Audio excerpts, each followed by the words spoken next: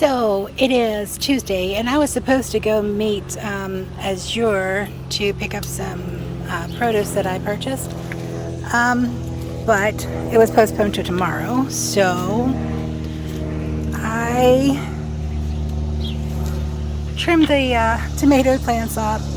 Those are suckers I'm going to root to place in my long bed right there. But look at this, look how much better that looks. You can actually see the produce, and hopefully whatever critter stealing the tomatoes when they're green will not come and steal all of these tomatoes, because these are loaded. Look at that.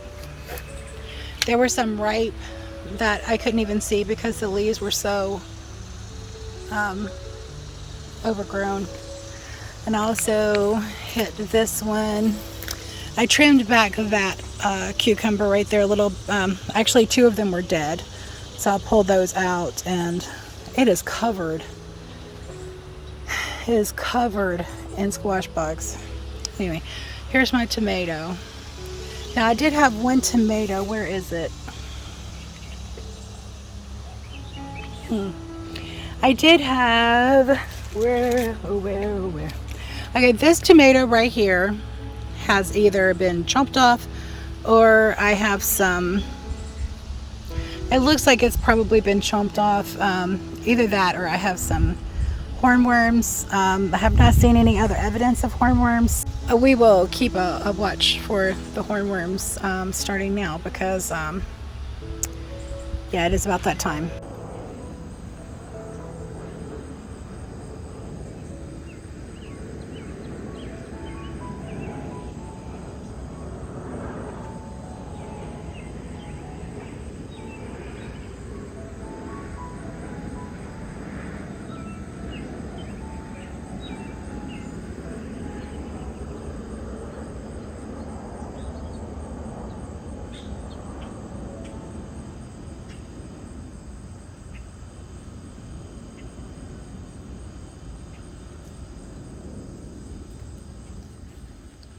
Good morning. Shalom. It's Sunday,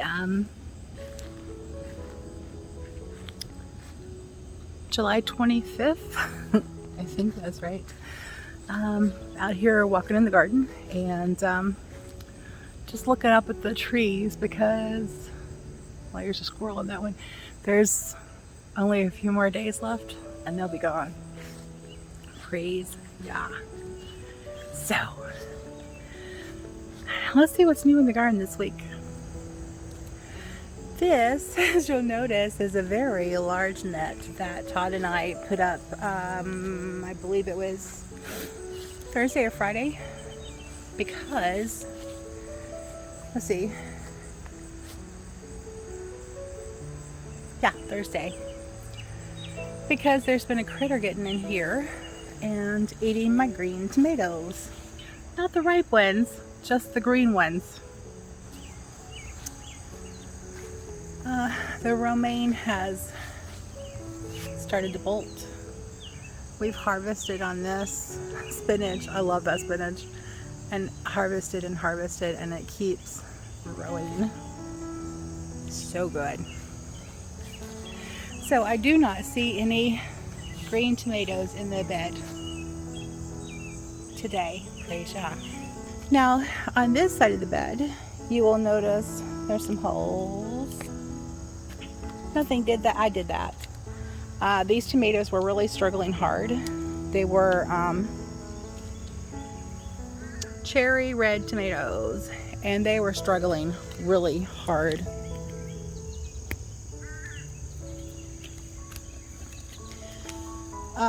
So yeah, I ripped them out, tomatoes and all.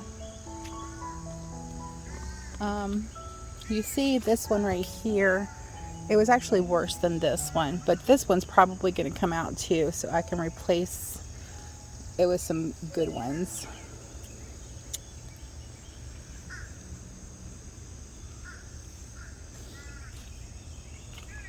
I do see a couple of tomatoes. Spider's webs. Ugh. I'm walking in the spider's webs. Ugh. I like the spiders. I don't want them on me.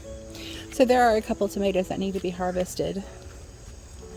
Now I do really like these Candyland right here. They're very tiny and they crunch and they're very chewy when you bite into them. They have a different texture than the regular tomatoes. At first I was like, oh, I don't like those. But now I do because I kept eating them. I still have not seen any evidence of any hornworms.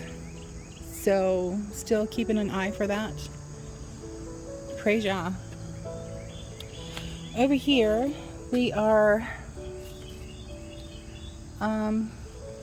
growing peppers.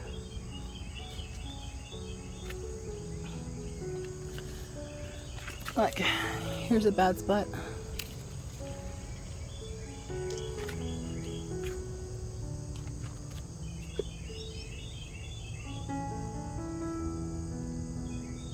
I did harvest some beans yesterday afternoon. We have a pepper turning right there.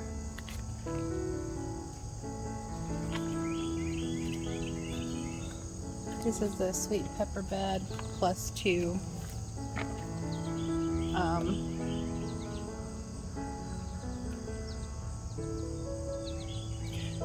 banana peppers. And these right here are supposed to be green peppers, but they are turning purple. So that's interesting. I don't have any purple peppers in this bed. I have them in that bed and they have just started fruiting. So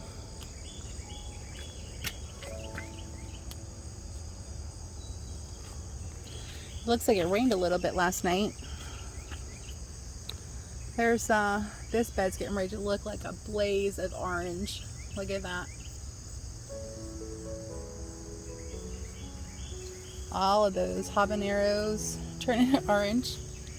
This is just habaneros, and that one is just cayenne. We have been harvesting tons of cayenne. Tons and tons of cayenne. So these plants also need to be pulled out as soon as these tomatoes blush. These plants are going to come out.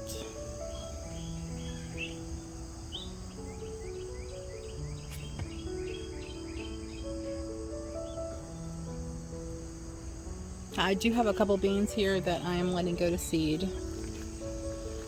Here's the cayenne bed. It has tons of peppers that are ready to be harvested. And there again today. We are harvesting every day cayennes. This side of the bed right here, the Cherokee purple look really good. So apparently the Cherokee purple is a really good solid strain that is pretty disease resistant. Ooh, my large one right here is starting to blush. Look at that. That thing is huge. It fills up my whole palm. Look at this. That fills up my whole palm, which I don't even have my fingers underneath it because I don't want to knock it loose from the stem. Huge. I love it. This bed is loaded down with peppers, and they are different types of peppers. Now,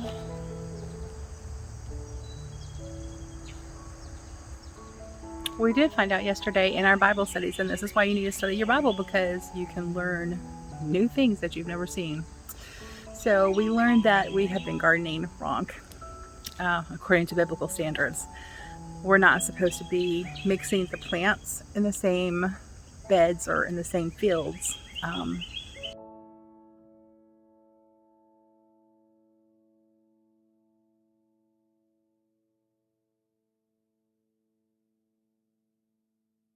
And that is in the Bible. We're not supposed to be doing that. So, and I was right about the fruit. You're not supposed to harvest for the first 3 years. It is counted as uncircumcised or unclean. And let's see. So yeah, we've been planting wrong. Now, there's nothing we can do about it this year, but next year we're going to do all heirloom, and they're going to be separated. I'm not sure how we're going to do it because we have quite a few varieties here. We may just only be able to grow a few here, and then wait till our next one. We haven't had any problem with them cross-pollinating, but as you can see, some of the plants that we got from the nursery were not what they were supposed to be, and that happened last year. It happened more this year, so it's important to keep note of that. So far, I have not seen any evidence of that rascal stealing my food. This is the blackberry my neighbors gave me, and it has a bloom on it, and it has some berries on it. They're very tiny. We can't harvest those for the next 2 years.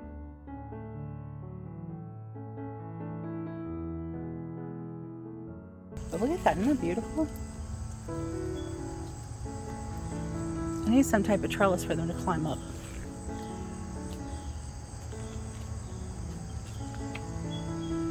So in this bed we have jalapenos and pepperoncinis, and the pepperoncinis are just loaded down, and you can see they're like kind of drooping over the side because they have so many peppers on them. We were having that problem with the cayenne as well, and I had to tie the cayenne up. So this is the bed that's been hit really hard, and you can see they stole all those tomatoes, all of these tomatoes, all of these tomatoes, and these were on the outside, easy access, I guess. And they pushed this sideways in the bed. So it looks like they escaped. They left a couple blooms right there. It looks like they escaped being eaten last night. So the first night we put these on, they didn't bother them. The second night, they came through and completely decimated these two plants right here. Knocked several of them off in the bed, on the ground. And so I realized that this right here had been pushed up, the bottom of it had been pushed up, and they had climbed underneath that to get it. Of course, these were easily accessible from the outside. And it's not a deer, because a deer would have chomped the whole plant. They're not discriminate. They also would not have just picked the green tomatoes. They would have gone for the red ones also. So deer are not that discriminate when they start eating your plant. So it was not a deer. It was some type of critter. If I had to guess, I would think it was either a raccoon or a possum, I believe. I originally thought it was a squirrel, but and it still could be the squirrel, because squirrels are like any other unclean animal, mice and whatnot. They decimate whatever they run into. So I mean, it could still be a squirrel, but it could also have been possum or raccoon, both of which we have here.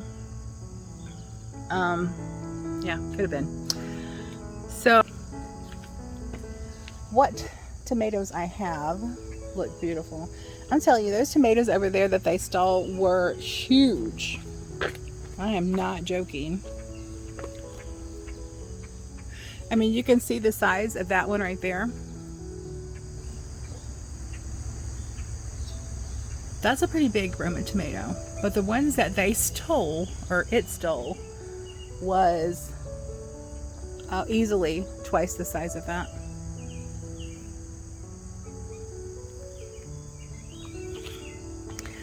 These Roman plants have these smaller tomatoes. But that one over there, those over there are just really large compared to what they typically are. I do see some blushing. If I can leave them out here without the animals getting to them, I'll leave them on the vine to let them ripen on the vine, because that is the preferable way to do it. But like, you know, tomatoes, they will ripen off of the vine if they have the blush. This one is finally, it's loaded down with peppers, huge peppers, but they're finally starting to turn. red. And those are the Cubanelles. Just the one, the rest of them are not. And then there's some poblanos right here. These tomatoes were only hit once by the critter, the tomato thief. It's got some new blossoms on it, and this one right here needs to be staked up or tied up to the stake. My cucumbers they're not long for this world because there's these right here, it's a different variety. These right here are bitter. They're starting to turn bitter, so those are not going to be good. These right here so far are not bitter, but I'm looking for it to happen.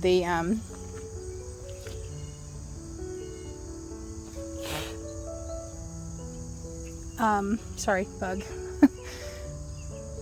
The squash plant bugs, the squash bugs came over here and totally decimated these plants. They must have been sending out a stress signal because, as you know, cucumbers do not like the heat. So this is what our rescued Chester blackberry bush looks like, and it has put on some blooms. This will be its second year, so new harvesting this year also.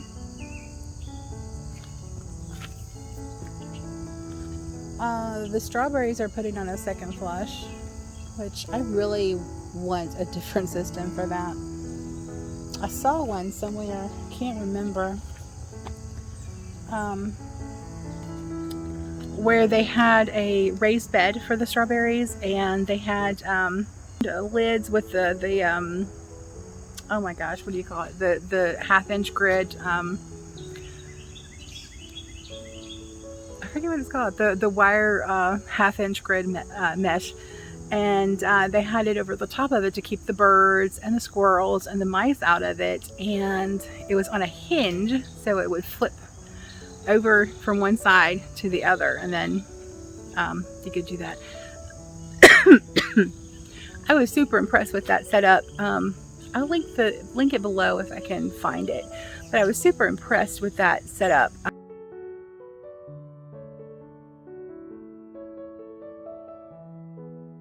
So I think I'm gonna do something similar with my strawberries, but obviously I can't do that here because we're going to be moving, and I'm not sure when. We haven't found a place, but we do know that we will be moving to a larger place because we need more garden space to be self-sustainable or self-sufficient and self-sustainable. So we need a larger growing area that we just don't have on owning less than a quarter. I mean, the whole property that we have here is less than a quarter of an acre.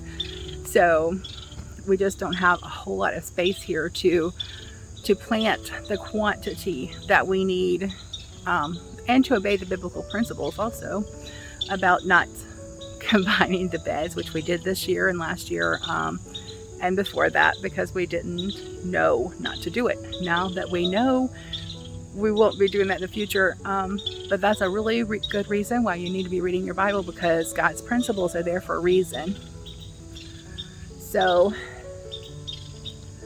it looks like we'll have some peppers to harvest this afternoon, and we got the beans yesterday. I don't think there's really any more to harvest today that's ready for harvest.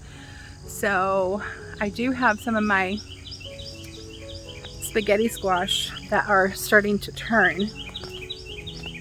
Hang on, I'll show you. Oh no, the spider's web. The pleasures of gardening, right? Okay, so these have not started separating from the stalk yet. I do have them supported in a net and hanging on the vine, on the trellis. They are starting to yellow though, which means they're starting to harden off. That one has not yet. That one's still green. But this one and this one have started to yellow. That one a little bit. So one of them has already yellowed and already taken it into the house, and it's already firmed up.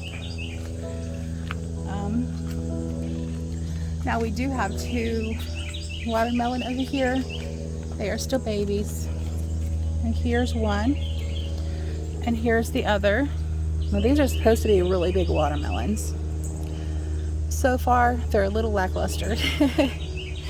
Hopefully they'll perk back up and do something. The other vines do not look like they've been hit by the the boring squash beetle. They're just dying from old age.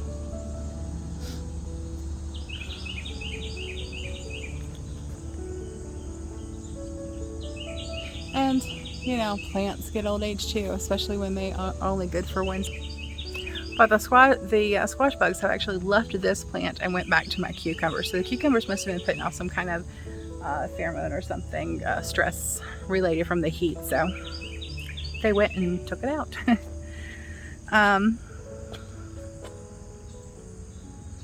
Yeah, I'm not sure what happened with these tomatoes and the ones on the other bed.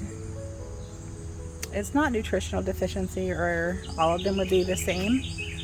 It's not contagious, or all of the plants in the same bed would have it. So I'm really not sure what has caused them to do this, to wither and die like this, unless it's just were weak plants. These were the black creme, and the black creme I had the serious issues with. So I will not be making space in my bed for black creme tomatoes anymore. A lot of times when you have people monkeying with plants, trying to create new varieties and stuff, it's altering God's plan. God didn't plan for that variety to be there. So they are not as strong as the others. So anyway, so that'll do it for today's tour. Our blueberries are about halfway through the season. I did get blueberries that would go from spring through to August.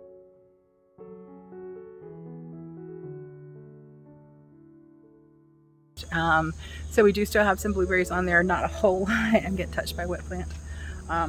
Not a whole lot, but we do have some blueberries that are still, it's about half of a pint a day, a pint to a half a pint a day of the blueberries. So that's pretty good.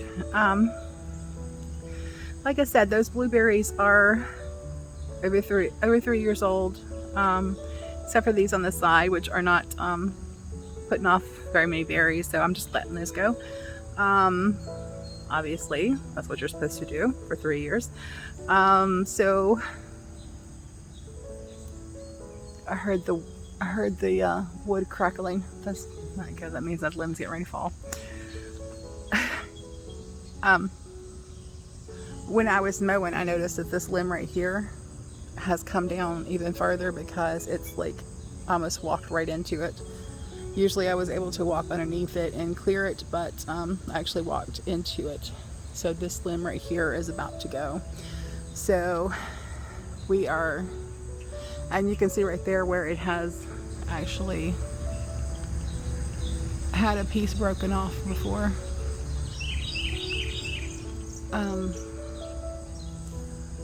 But when it's starting to break, and that limb right here also, right here is starting to break also. This one right here, you can see where it's bowed down to the ground. That one's getting ready to break. So I am so relieved that the guys are coming to cut those trees, God willing, Wednesday. And this tree right here, I showed it in the first video, it's completely dead. There's nothing on it at all. There's no green on it at all. This tree has no green on it at all, so it's completely dead.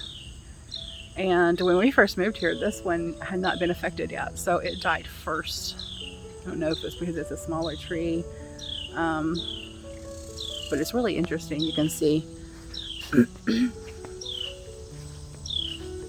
And these are ash trees that have been hit by the emerald beetle.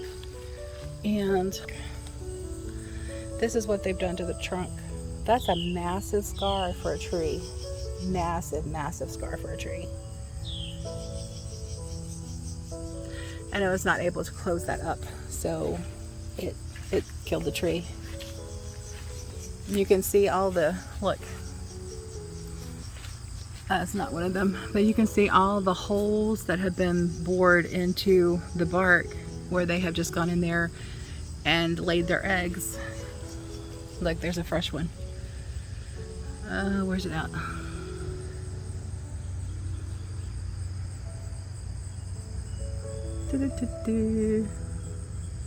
Right there's a fresh one.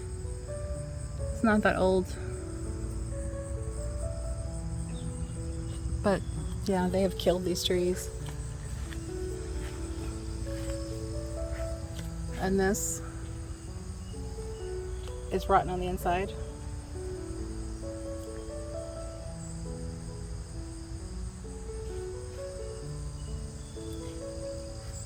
Now, it's not completely dead because it keeps trying to put off shoots down here at the bottom. A few, not very many. A lot less this year than last year. This one over here, you can tell that it's dying. As you can see, when it starts putting off when a tree starts putting off shoots from the very bottom, it's struggling for its life. And every time I mow the grass, I have to come and cut these off. And they're usually like longer than this.